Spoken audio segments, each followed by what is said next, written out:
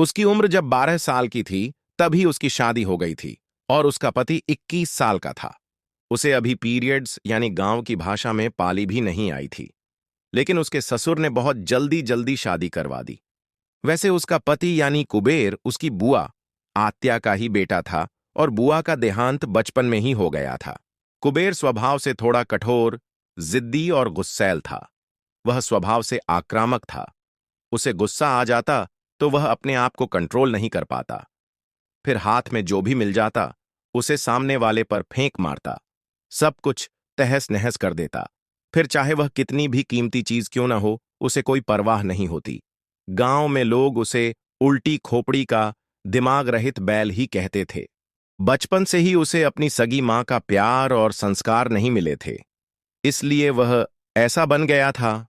ऊपर से उसकी सौतेली मां भी थी और उस सौतेली मां का एक बेटा और एक बेटी थी। वह कुबेर की तरफ ध्यान ही नहीं देती थी। इसी वजह से वह असंस्कारी बन गया था। उसके मन में हमेशा सौतेलेपन की भावना रहती थी और वह चिड़चिड़ा हो गया था।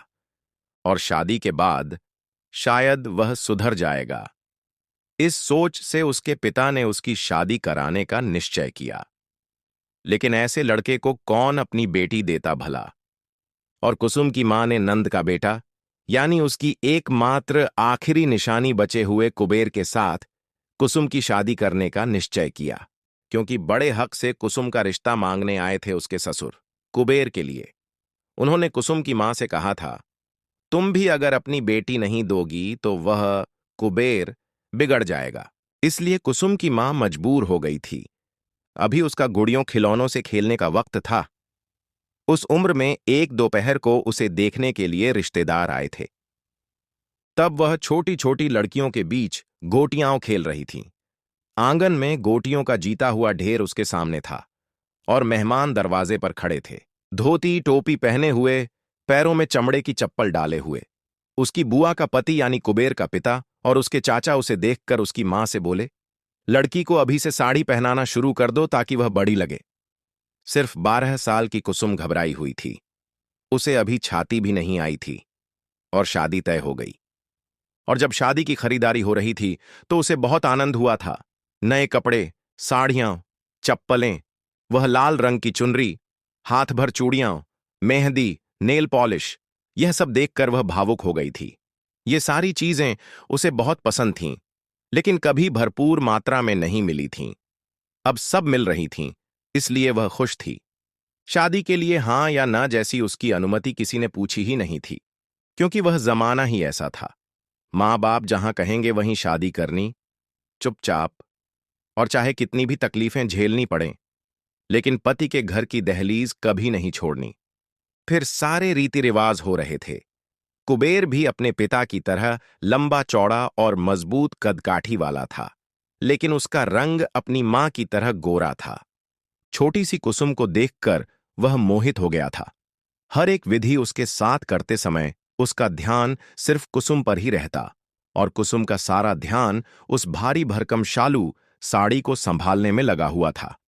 उस 6 गज की साड़ी में उसके जैसी छोटी छोटी 3 कुसुम समा जातीं। और उस समय की सबसे बड़ी खास चीज थी फोटो। फोटो खिंचवाने का मौका बार बार नहीं मिलता था, इसलिए वह फोटो खिंचवाने में मग्न रहती थी। पति का मतलब बस इतना ही समझती थी कि मुंडावल्या, शादी का पट्टा बांधकर उसके बगल में खड़ा रहने वाला इंसान जिसकी सेवा करनी होती है, जैसे माँ बाप की सेवा करती है वैसे ही। बस इतना ही उसे पता था। अब पुजारी ने कहा, अब दूल्हा दुल्हन को मंडप में हाजिर करो। तब वह सचमुच बेर खा रही थी। मुंडावल्या बांधकर, बिल्कुल लालची सी ओठले, आंगन में बैठी बेर खा रही थी, क्योंकि उसके ससुराल के गांव में बेर के बहुत पेड़ थे और उसके साथ आए भाई बहन और छोटे छोटे बच्चे बेर लेकर आए थे उसके सामने। तो उसने तीनों के हाथ से बेर खींच लिए और बैठकर बेर खाने लगी। फिर उसकी मां आई, उसने वे बेर फेंक दिए और कुसुम की ओटी गोद में सौभाग्य का सामान बांधा। फिर उसका पूरा माथा ढक जाए, इतना बड़ा बाशिंग सिर पर बांधने का कपड़ा उसके सिर पर बांधा गया और वह मंडप के बोहल्यावर फेरे वाले स्थान पर खड़ी हो गई। लंबे कद के कुबेर के सामने वह बस उसकी कमर से थोड़ी ऊपर और छाती से थोड़ी नीचे तक ही पहुंचती थी, और जब हार पहनाने का वक्त आया तो कुबेर को बहुत झुकना पड़ा। शादी पूरी हो गई, बारात लौट गई, उसकी मां रोते रोते घर के लिए रवाना हुई, तो वह भी अपनी मोटी भारी साड़ी संभालते हुए रोते रोते मां के पीछे चली। भले ही वह घर उसकी बुआ का था, लेकिन अब वहां उसकी सौतेली सास थी, और कुसुम बहुत छोटी थी। वह कभी उस गांव में आई भी नहीं थी, क्योंकि जब सगी बुआ ही नहीं रही तो वहां आकर करने जैसा भी क्या था। फिर उसकी मौसी पूजा, गृह प्रवेश की पूजा होने तक उसके साथ रुकने वाली थी, और पूजा के बाद वह अपनी मां के घर ही रहने वाली थी, कम से कम तब तक जब तक उसे पाली पहला मासिक धर्म नहीं आ जाता। लेकिन कुसुम अब वहां रहने के लिए तैयार नहीं थी। वह रोते रोते मां के पीछे लग गई। उसे लग रहा था कि शादी तो बस गुड़िया गुड़िया का खेल था, और अब वह खेल टूट गया है, इसलिए वह मां के पीछे घर निकल चली। लेकिन मां ने उसे समझाया और वहीं रहने के लिए छोड़ दिया। मगर उसे कुछ भी समझ में नहीं आ रहा था, क्योंकि उसकी उम्र ही समझने की नहीं थी। कुबेर के चचेरे भाई, उसके दोस्त उससे कहने लगे, तेरी शादी होकर भी कोई फायदा नहीं है। कुबेर ने पूछा, क्यों, क्या हुआ? तो दोस्त बोले, अब इसे पाली मासिक धर्म आने तक तुझे बहुत इंतजार करना पड़ेगा। यह कच्चा आम अभी अधपक्का है। उससे तो अच्छा होता कि तू कोई तैयार पेड़ से गिरी हुई कैरी आम तोड़ लेता। जब तक शादी नहीं होती तब तक सब्र करना ठीक है, लेकिन एक बार शादी हो गई तो फिर सब्र करना मुश्किल हो जाता है। कुल मिलाकर क्या, पकने तक दम निकलता है, लेकिन पूरी तरह पकने तक चैन नहीं मिलता। और यह सुनकर कुबेर तो चकित रह गया। उसे तो यह पता ही नहीं था कि वह कुसुम अभी इतनी छोटी है। वह तो पूजा पूरी होते ही सुहागरात के सपने देख रहा था। अब कुबेर को नहीं पता था कि उसे कितने दिन सब्र करना पड़ेगा, 6 महीने, 1 साल, 1.5 साल या 2 साल, किसे मालूम। क्योंकि प्रकृति के नियम के हिसाब से जब आना होगा तभी पाली मासिक धर्म आएगी, किसी के कहने से थोड़े ही आ जाएगी। कुबेर अब बेचैन हो गया। यहां तो एक दिन इंतजार करना मुश्किल था, और अब उसकी ऐसी परीक्षा ली जाने वाली थी, और यह परीक्षा कितनी लंबी चलेगी यह भी उसे मालूम नहीं था। उसकी घुटन शुरू हो गई। उसने गुस्से में अपने पिता से सवाल किया, मेरी शादी ऐसी नाबालिग लड़की से क्यों करवाई? पिता ने कहा, तो और क्या करते, तेरे इस धसमुसल्या, उग्र और बिगड़े स्वभाव की वजह से कोई भी अपनी बेटी देने को तैयार नहीं था। मामा की बेटी है, इसलिए कम से कम हक से तेरे लिए एक पत्नी तो मिल गई। अब वह चुप हो गया। उसे हमेशा यही लगता कि उसे पत्नी चाहिए, क्योंकि वह तो पूरी तरह से शारीरिक संबंध के लिए तैयार था, लेकिन वह कुसुम तैयार नहीं थी। अब जब तक वह शारीरिक संबंध के लिए तैयार न हो जाती, उसे सिर्फ उसे देखकर ही मन मारना पड़ने वाला था। वह मुंबई में नौकरी करता था, और वहां का माहौल, वहां की औरतों को देखकर उसके अंदर भी पत्नी की चाह और बढ़ जाती थी। हर रात वह तड़पता और फिर गंदे, निर्वस्त्र औरतों के चित्र मैगजीन से देखने लगता, ब्लू फिल्में देखने लगा। मुंबई में होने की वजह से यह सब उसे आसानी से मिल जाता था, और वह लगातार उत्तेजित हो जाता। उन तस्वीरों में दिखने वाली बड़ी भारी छाती वाली, मांसल जांघों वाली, लाल लाल होठों वाली नग्न औरतों को देखकर उसकी काम वासना जागृत हो उठती। और दोस्तों की बातें, उनका चिढ़ाना, इन सब की वजह से उसे भी अब पत्नी की चाह होने लगी। वह भी इतने कोमल, कम उम्र में ही। अभी पूजा भी नहीं हुई थी, वह ससुराल में ही थी। अब जब वह नहाने जाती तो वह चुपके से झांकने की कोशिश करता, लेकिन उसे कुछ भी दिखने नहीं देती थी। उसका पूरा शरीर बहुत दुबला पतला था, कोई भी अंग अभी ठीक से विकसित नहीं हुआ था। उसमें ऐसा कुछ भी नहीं था जिससे वह मन को भा सके। अब पूजा हो गई। उसकी मां की पूजा पूरी हो चुकी थी, और बिना किसी से कुछ पूछे वह सीधी अपनी मां के साथ बस में बैठ गई। न किसी का मान सम्मान रखना, न सास ससुर की इजाजत लेना और न ही पति के बारे में जरा सी भावुक भावना रखना, वगैरह वगैरह, ऐसा कुछ भी उसके ध्यान में नहीं था। लेकिन कुबेर को बहुत इच्छा होती थी कि वह उसे पति के रूप में देखे। लेकिन क्योंकि वह बुआ का बेटा था, इसलिए उसे उसका स्वभाव पहले से ही पता था। कई बार उनके बीच झगड़े भी हो चुके थे और इसलिए वह पहले से ही उससे थोड़ा थोड़ा नाराज रहती थी।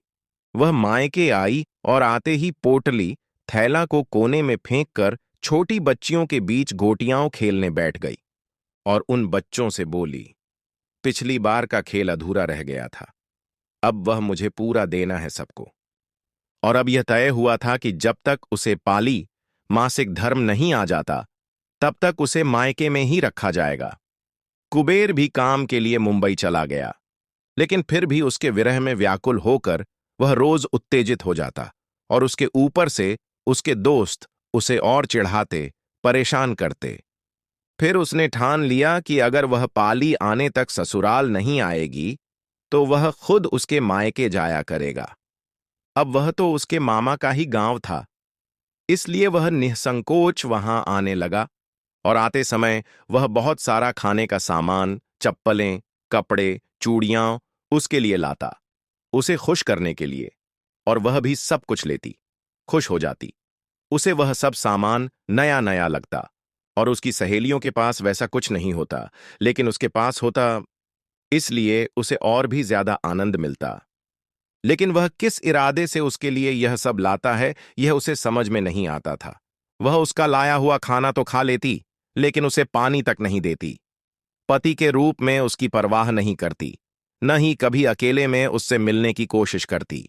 हमेशा भाई बहनों में ही खोई रहती। उसे मगर हमेशा यही लगता कि कब वह कुसुम उसे अकेले में मिलेगी।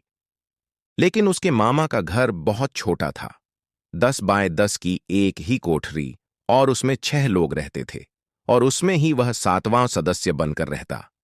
फिर एक दोपहर वह खेल कर लौटी और बहुत सारी गोटियां जीतकर अपने परकर लहंगे के आंचल में लेकर आई। उस समय वह कुबेर भी घर पर आया हुआ था। माँ बाप काम पर गए थे, छोटी बहन और एक भाई स्कूल गए थे। उसे, कुसुम को, स्कूल का शौक नहीं था, इसलिए उसने तीसरी के बाद ही स्कूल छोड़ दिया था और कुबेर घर में मैगजीन की गंदी नग्न औरतों की तस्वीरें देख रहा था और अकेला ही उत्तेजित हो गया था। उसका मर्दानापन तो जाग उठा था। उधर धूप में खेल कर आई हुई वह प्यास से बेहाल थी। पानी का लोटा लेकर वह घूंट घूंट कर पानी पीने लगी और उसकी नजर उस पर पड़ गई। उसने उससे कहा, मुझे पानी देती हो? वह उसे पानी लेकर आई तो उसने कहा, यहां बैठो। वह बोली, नहीं, मुझे तो गायों को पानी पिलाने जाना है। फिर भी उसने उसका हाथ पकड़कर जबरदस्ती उसे पास बैठा लिया। उसके कोमल स्पर्श से वह और उत्तेजित हो गया और उसने उसे वे सारी गंदी तस्वीरें दिखाईं और अपना मर्दानापन जताते हुए उस पर उसका हाथ फेरने लगा और उसे भयंकर घृणा हुई तो उसने हाथ पीछे खींच लिया और वह चुपचाप वहां से जाने लगी। इतने में उससे मिलन के लिए तड़प रहे कुबेर ने उसे अचानक बाहों में जकड़ लिया और मसलने लगा। उसे वह सब बिल्कुल भी अच्छा नहीं लगा। अब उसने उसकी छाती को छुआ, लेकिन वह उसके हाथ में नहीं आई और वह छुटकारे के लिए चिल्लाने लगी। उसे वह आदमी अप्रिय लगने लगा। उसकी चीख पुकार सुनकर बाकी के बच्चे दरवाजे पर आ गए और फिर मजबूरी में उसने उसे छोड़ दिया और वह उससे घृणा करते हुए वहां से निकल गई। उसे धीरे धीरे प्यार से संवारने से पहले ही उस नाजुक कली को तोड़ने की उसने कोशिश की थी और उस दिन से कुसुम उससे दूर दूर भागने लगी। शाम को जब मां घर आई तो उसने मां को सब बता दिया और कहा कि उसे यहां से जाने के लिए कहो, वह बहुत गंदा आदमी है। लेकिन उसकी मां ने उसे समझाया, चुप रहो, हंगामा मत करो, वह तुम्हारा पति है, घर में छोटे भाई बहन हैं, उन तक यह बात नहीं जानी चाहिए। फिर मां ने कुबेर को भी समझाया, वह अभी छोटी है, कोमल है, तुम ऐसा मत करो और जब तक उसे मासिक धर्म शुरू नहीं होता तब तक यहां मत आना। और कुबेर थप्पड़ खाए हुए घायल पागल बाघ की तरह फिर मुंबई चला गया और उसे बहुत अच्छा लगा कि वह चला गया। लेकिन वहां पहुंचते ही उसके दोस्त उसे चिढ़ाने लगे। कुबेर, इस बार प्रसाद खाकर आया है क्या भूखा ही आया है? तेरी किस्मत ही खराब है। वगैरह वगैरह कहकर वे उसका मजाक उड़ाने लगे। पहले ही वह ज्यादा सोचता नहीं था। उसका अधीर और धक्का मार स्वभाव उसे शांत नहीं बैठने देता। उसका अपमान उसे गहरे लगा। उसे वास्तव में पत्नी की सख्त जरूरत थी। वह यौवन की आयु में था, लेकिन सब्र उससे हो नहीं रहा था। और ऐसे ही इमारत पर चढ़ते हुए सोचते सोचते उसका पैर फिसल गया और वह तीसरी मंजिल से ईंटों के ढेर में गिर पड़ा। उसका हाथ टूट गया और फिर वह गांव वापस आया। उसकी सौतेली मां ने कहा, मैं नहीं संभालूंगी, इसकी सेवा मैं नहीं करूंगी। और मजबूरन कुसुम की मां ने, क्योंकि वह भांजा भी था और दामाद भी, उसे अपने साथ घर ले आई। और जब उसने उसे फिर से घर में देखा तो कुसुम फिर से उलझन में पड़ गई और उसे गुस्सा आया। अब आगे क्या होगा, यह जानने के लिए उत्सुक होंगे तो कमेंट्स करके जरूर बताएं। अगर एपिसोड पसंद आया हो तो कृपया स्टिकर देकर मुझे प्रोत्साहित करें, क्योंकि आपके प्रोत्साहन से वीडियो बनाने की प्रेरणा मिलती है।